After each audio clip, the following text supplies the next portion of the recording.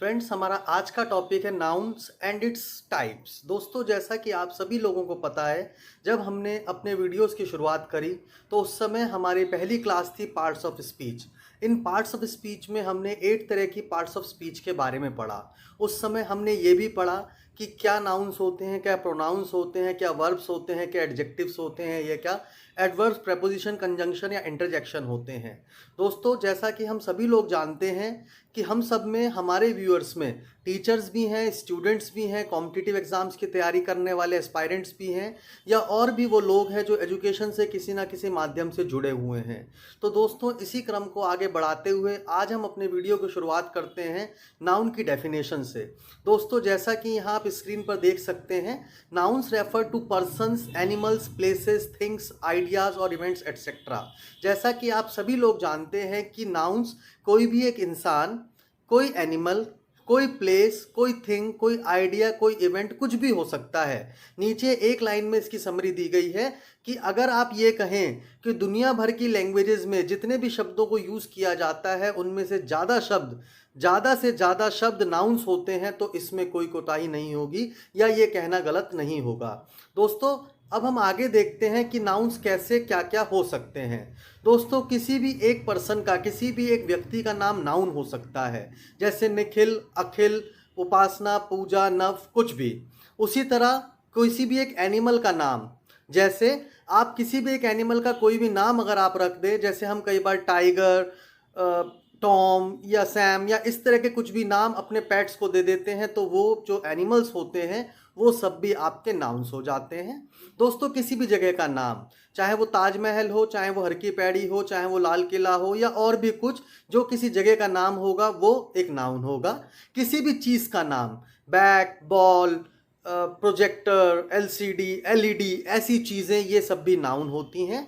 और उसके बाद कोई भी एक आइडिया मीन्स कोई भी फीलिंग, कोई भी ह्यूमन इमोशन, जैसे टाइम, जैसे रिस्पेक्ट, जैसे डिसरिस्पेक्ट, जैसे लव, जैसे हेट्रेड, ये सब भी दोस्तों नाउन की कैटेगरी में आते हैं। अब दोस्तों, हम ये देख लेते हैं कि क्लासिफिकेशन के आधार पर नाउन कितनी तरह के होते हैं या किन किन तरीकों से हम नाउन्स को पहचान सकते हैं। दोस्तों, वैसे नाउन्स को पढ़ने के कई तरीके होते हैं, आप किसी भी तरह से नाउन्स को पढ़ सकते हैं, पर मुझे ऐसा लगा कि अगर हम स्क्रीन पे दिए गए नाउन्स को एक बार ढंग से पढ़ लेते हैं तो हमारे लिए नाउन्स को पहचानना कभी भी मुश्किल नहीं रहेगा।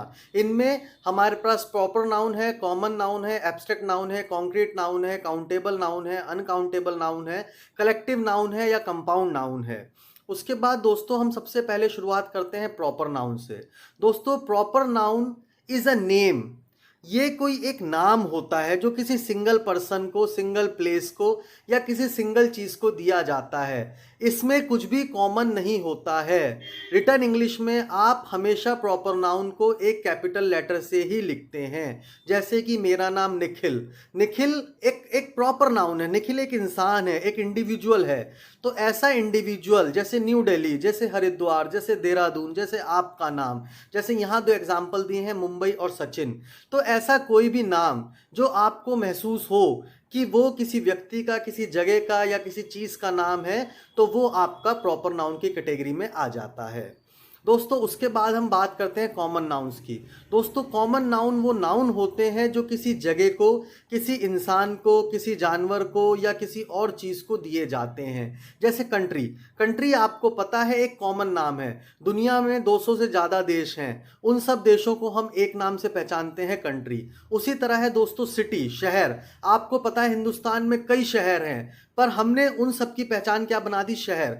दोस्तों, हरिद्वार एक प्रॉपर नाउन है, पर सिटी एक कॉमन नाउन है। इंडिया एक प्रॉपर नाउन है, पर कंट्री एक कॉमन नाउन है। तो आप दूसरे शब्दों में ये कह सकते हैं, a proper noun is a specific one and common noun is a general one. तो जो एक सिंगल एंटिटी है वो प्रॉपर नाउन है, और जो कॉमन है सबके लिए वो कॉमन नाउन होता है। दोस्तों, उसके बाद हम बात करते हैं एब्स्ट्रैक्ट नाउन की। An abstract noun is a word for something that can not be seen but is there.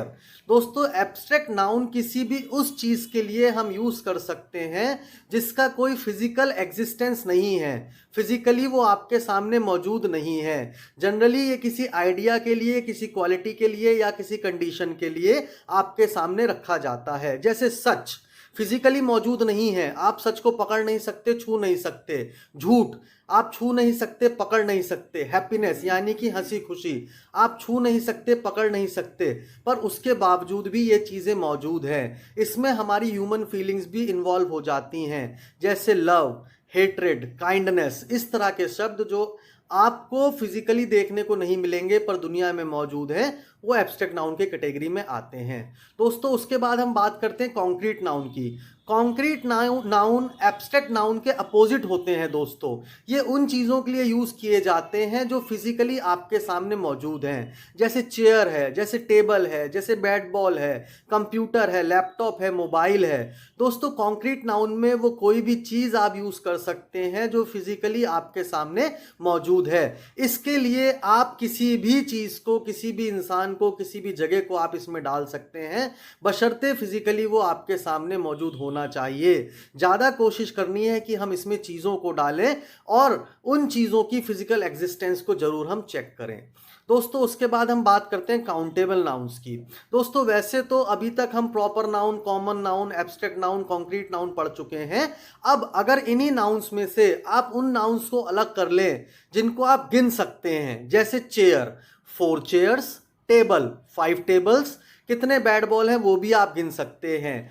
तो ऐसे काउंटेबल नाउन्स जिनकी आप गिनती कर लेते हैं, वो चाहे किसी भी प्रकार के नाउन हो, वो इस कैटेगरी में आ जाते हैं। जैसे आपने देखा निखिल, आपको पता है आम तौर पर आप कितने निखिल हैं, 5 निखिल, यहाँ पर 5 निखिल मौजूद हैं। वैसे निखिल काउंटेबल अनकाउंटेबल की कैटेगरी में नहीं आएगा, कायदे से इसमें चीज़ें आनी चाहिए, पर जब कभी भी आप किसी भी नाउन को काउंट कर सकते हैं वो काउंटेबल नाउन की कैटेगरी में चला जाएगा। दोस्तों उसके बाद हम बात करते हैं अनकाउंटेबल नाउन की। जैसा आप सभी को पता है कि अनकाउंटेबल नाउन वो नाउन होते हैं जिनको काउंट नहीं किया जा सकता, जैसे वाटर, जैसे शुगर, जैसे ऑयल, जैसे सॉल्ट। गिनती में ना गिन पाने के कारण इनको अनकाउंटेबल नाउन कहा गया है। ये वो चीज़ें दोस्तों, इनको तोल सकते हो, इनको भर सकते हो, इनको उठा सकते हो, पर गिन नहीं सकते हो। तो वो सारे नाउन जिनकी गिनती ना हो सके वो इस कैटेगरी में आ जाएंगे। दोस्तों उसके बाद एक अलग तरह का नाउन होता है जो है कलेक्टिव नाउन। जैसा कि आप सभी को पता है, हम सभी लोग 10 प्लेयर, 11 प्लेयर को मिला के एक टीम बनाते हैं, 5 मेंबर, 6 मेंबर को मिलाकर के एक फैमिली बनाते हैं। बहुत सारे जो हमारे काओ, बफेलो, शीप, ऑक्स होते हैं उनको मिला के केटल बनाते हैं। उसी तरह 5 या 6 जजेस को मिलाकर के एक ज्यूरी बना देते हैं। तो ऐसे नाउन, ऐसे शब्द जो किसी 5 या 6 चीज़ों को मिला के बनाए गए हों, वो भी नाउन्स की कैटेगरी में आते हैं। दोस्तों वैसे हमारे लिए proper noun, common noun, abstract noun, concrete noun पढ़ना ही काफ़ी है नाउन्स के बारे में जानने के लिए, पर फिर भी अगर आपको collective nouns, countable noun, uncountable noun की पहचान है या उनके बारे में आप जानते हैं, तो आपके लिए नाउन्स को अच्छी तरह समझना और आसान हो जाएगा। ये एडिशन स्पेशली उन टीचर्स के लिए है, उन बच्चों के लिए है जो कई बार नाउन्स को पढ़ने में अपने आपको असमर्थ महसूस करते हैं, तो वो इन छोटे से नोट्स की हेल्प से नाउन्स को इजीली समझ सकते हैं। दोस्तों उसके बाद हम बात करते हैं कंपाउंड नाउन्स की। दोस्तों कंपाउंड नाउन वो नाउन्स होते हैं जो 2 या 3 शब्दों को मिलाकर के बनाए जाते हैं। जैसे आप लोगों ने अक्सर सुना होगा, जो बड़े बड़े एक्टर्स होते हैं उनके 6 पैक होते हैं। जैसे कि हमने एक लाइन और बोल दी, 5 ईयर ओल्ड, 5 साल बड़ा। इसका मतलब 5 साल का। कई बार आप बोलते हैं ना बच्चा कितने साल का है, आप कहते हो अ 5 ईयर ओल्ड, अ 5 ईयर ओल्ड चाइल्ड, ये 5 साल का बच्चा है। तो ये जो 5 ईयर ओल्ड बना, ये एक नाउन ही है दोस्तों, इसको हम कंपाउंड नाउन कहते हैं। जैसे सन इन लॉ, कई शब्द ऐसे होते हैं ना दोस्तों जो छोटे छोटे 2-3 शब्दों को मिलाकर के बने होते हैं, पर उनका एक इडियोमेटिक सेंस होता है, मतलब आपको ये पता होता है कि इनको बनाने से क्या होगा। जैसे आपने सुना होगा मेल, मेल एक ईमेल होता है, एक लेटर होता है, पर अगर उसे बॉक्स में डाला जाए तो आप कहते हो मेल बॉक्स चेक करो, अपना इनबॉक्स चेक करो। तो कहने को इन और बॉक्स, मेल और बॉक्स। तो ऐसे शब्द जो 2 या 3 शब्दों को मिलाकर कई बार बनाए जाते हैं, वो आपके लिए कंपाउंड नाउन कहलाते हैं। दोस्तों उसके बाद आपके लिए ये जानना ज़रूरी है कि नाउन के फंक्शन क्या क्या होते हैं, या आप नाउन्स को किस तरह से कहाँ पर यूज़ कर सकते हैं। दोस्तों हमने सब्जेक्ट ऑब्जेक्ट के बारे में पढ़ा था, हमने एडजेक्टिव्स के बारे में पढ़ा था। अब हम यहाँ पर पढ़ लेते हैं कि हम किस चीज़ के बारे में बात कर रहे हैं। जैसे यहाँ पर आप देखिएगा, सबसे पहले एक नाउन सब्जेक्ट के तौर पर कैसे यूज़ होता है। The company is doing great, एक कंपनी बहुत अच्छा कर रही है। दोस्तों इसमें जो नाउन है वो है कंपनी। इसका मतलब इस सेंटेंस में कंपनी को आप देख सकते हैं, जो हमने नाउन्स की डेफिनेशन पहले पढ़ी थी उसके अकॉर्डिंग वो चीज़ें जिन्हें हम अपने सेंस ऑर्गन्स के अकॉर्डिंग पहचान सकते हैं। जैसे हमने पहले भी पढ़ा था कि दिमाग से सोचने वाली, आंखों से देखने वाली, कानों से सुनने वाली, नाक से सूंघने वाली, मुंह से स्मेल करने वाली, हाथों और स्किन से टच करने वाली और हमारे दिल से आने वाली कोई भी चीज़ नाउन होती है। उसी क्रम में आप देखेंगे, आप कंपनी को देख सकते हैं, यहाँ पे किसी की कंपनी बहुत अच्छा कर रही है तो यहाँ पर जो कंपनी है वो एक नाउन है। और नाउन को आपने कैसे यूज करा है? एक सब्जेक्ट की तरह। दोस्तों उसके बाद डायरेक्ट ऑब्जेक्ट की बात करते हैं। आपको पता है दो ऑब्जेक्ट होते हैं, एक डायरेक्ट ऑब्जेक्ट, एक इनडायरेक्ट ऑब्जेक्ट। जैसा कि आपको पता है कि डायरेक्ट ऑब्जेक्ट वो है जो यहाँ पर लिखा हुआ अ न्यू मोबाइल है।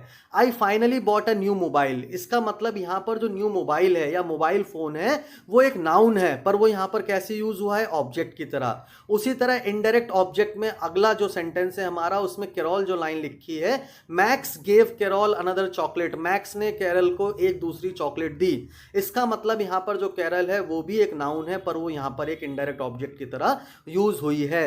तो इन तीनों एग्जाम्पल में आपने देखा कैसे एक कंपनी, कैसे एक मोबाइल और कैसे कैरल एक नाउन होने के साथ साथ तीन अलग अलग तरीके से यूज किए गए। पहली लाइन में सब्जेक्ट के तौर पर, दूसरी लाइन में डायरेक्ट ऑब्जेक्ट के तौर पर और तीसरी लाइन में इनडायरेक्ट ऑब्जेक्ट के तौर पर।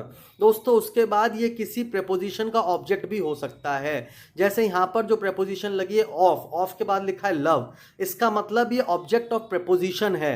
Roses are the flowers of love. Roses जो होते हैं वो प्यार के फूल होते हैं। तो जो ऑफ के बाद लिखा हुआ लव है वो एक नाउन है और उसको आप ऑब्जेक्ट ऑफ प्रेपोजिशन भी कह सकते हैं। कई बार आपने टोकन ऑफ लव सुना होगा, तो वहां पर भी जो टोकन ऑफ लव, लव जो है वो ऑब्जेक्ट ऑफ प्रेपोजिशन कहलाता है। The train leaves today. Today एक एडवर्ब है दोस्तों। टुडे एक एडवर्ब होने के साथ एक नाउन भी है। आपने अभी अभी पढ़ा कुछ वो चीजें जिन्हें आप देख नहीं सकते उसके बावजूद भी वो नाउन होती हैं। जैसे आज, आज को आप देख नहीं सकते पर इंग्लिश लैंग्वेज में ये एक नाउन है जो इस सेंटेंस में एक एडवर्ब के तौर पर यूज हुआ है। इसी तरह दोस्तों अगले सेंटेंस में आप देखिए एडजेक्टिव। The office building. कहने को ऑफिस एक नाउन है, बिल्डिंग एक नाउन है, पर जैसे ही आपने बताया ऑफिस बिल्डिंग, इसका मतलब ये वो बिल्डिंग है जिसमें आपका ऑफिस है, तो यहां पर बिल्डिंग नाउन हो गई और ऑफिस एडजेक्टिव हो गया। तो इस सेंटेंस में जो ऑफिस एडजेक्टिव है कहने को वो भी नाउन है, पर वो एज एन एडजेक्टिव इस सेंटेंस में यूज हुआ है। माई ब्रदर्स डॉटर। तो यहां पर जो माई ब्रदर्स डॉटर आपने लगा रखा है, ब्रदर्स डॉटर मेरे भाई की बेटी, वो भी एक नाउन है। पोजेशन, जो पॉजेसिव नाउन्स होते हैं, ये उसका एक एग्जाम्पल है जिसमें आपने देखा कैसे मेरे भाई की बेटी बहुत सुंदर है या बहुत प्यारी है या बहुत दुलारी है, उसको हमने शब्दों में लिख के बताया एक नाउन की हेल्प से। तो दोस्तों आज का ये जो हमारा वीडियो है इसमें हमने नाउन्स के टाइप्स को पहचानने जानने की कोशिश करी है।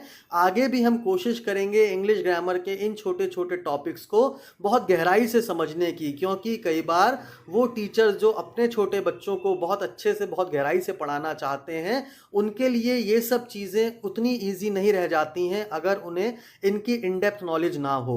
तो इस वीडियो के मदद से ये कोशिश की गई है कि हम नाउन्स को बहुत छोटे में बहुत अच्छे तरीके से पढ़ें और अपने आने वाली जो पीढ़ियां हैं उनको भी पढ़ाएं। ये एग्जाम्पल, ये जो हमारा टॉपिक है ये बड़े लोगों के लिए भी बहुत काम का है, क्योंकि कई बार हम भी नाउन प्रोनाउन पहचानने में गलती कर बैठते हैं जो हमारे लिए बहुत भारी मिस्टेक महसूस होती है। तो दोस्तों आज के हमारे वीडियो में इतना ही काफ़ी है। आगे भी हम कोशिश करेंगे ऐसे और टॉपिक्स को कवर करने की। तब तक के लिए थैंक यू, धन्यवाद, गुड नाइट।